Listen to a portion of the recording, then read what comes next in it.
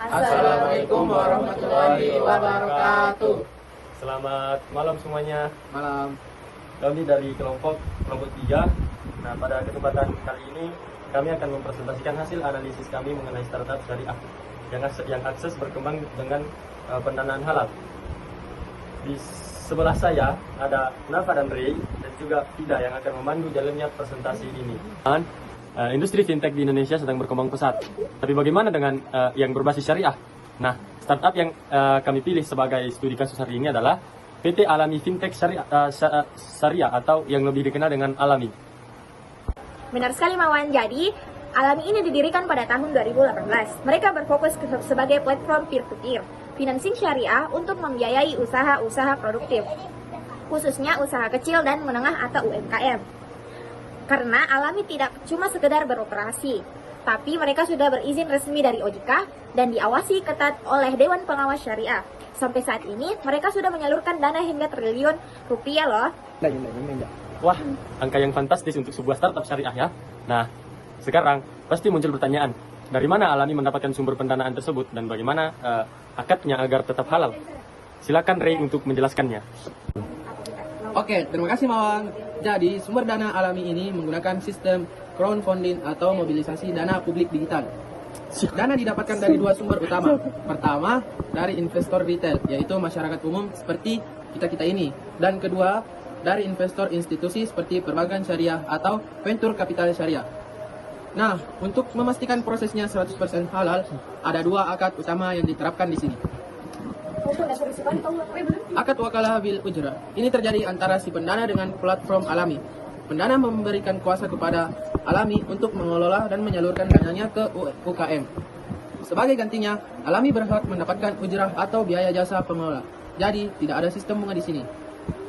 Yang kedua, akad murabahah atau musyarakah.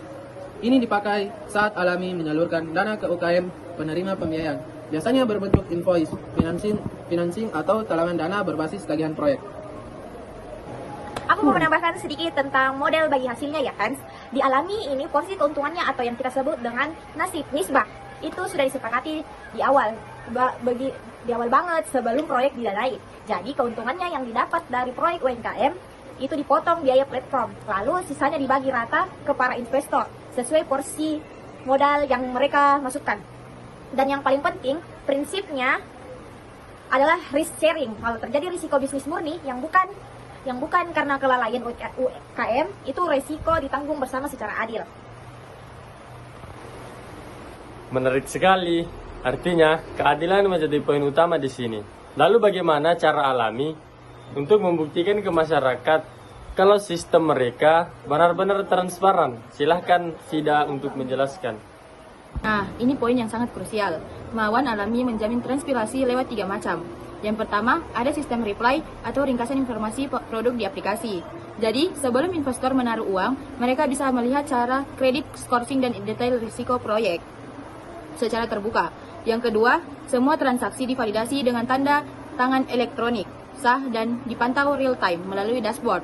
Dan yang ketiga, setiap skema pembiayaan diaudit secara berkala oleh Dewan Pengawas Syariah atau DPS untuk memastikan tidak pengawasan syariah ada unsur riba, gharar, dan maupun maisir.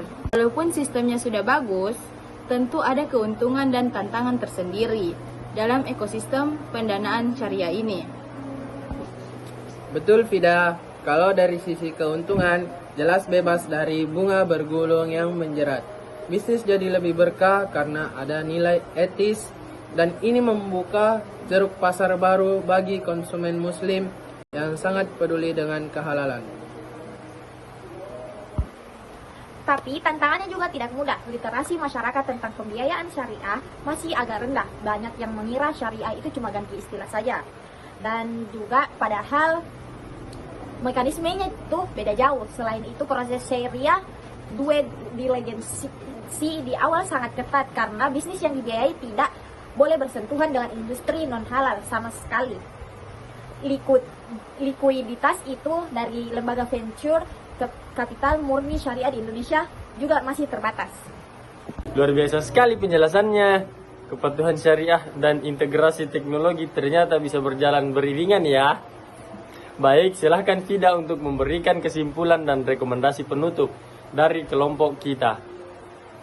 Sebagai kesimpulan, PT Alami Fintech Syariah membuktikan bahwa konsep keuangan Islam sangat relevan dan kompetitif di area digital.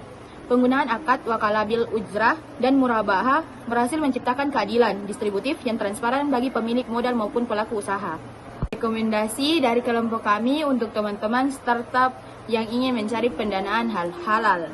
Yang pertama, pastikan kepatuhan dan kebersihan model bisnis dari unsur non-halal sejak awal. Yang kedua, rapikan manajemen keuangan karena transparansi adalah kunci utama menarik investor.